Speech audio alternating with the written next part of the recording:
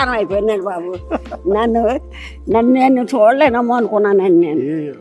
నేనే వద్దాం అనుకున్నా కానీ వస్తే మీకు మీ ఇంటికి వస్తే ఇలా కూర్చోలేము కదా.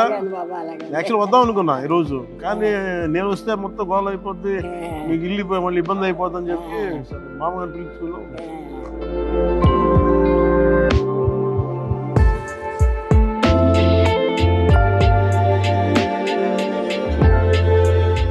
సార్ మీకోసం ఇది చెక్ ఒకటి ఇస్తున్నా, ఇది మీరు బ్యాంకులో వేసుకోండి 50,000 రూపాయలు.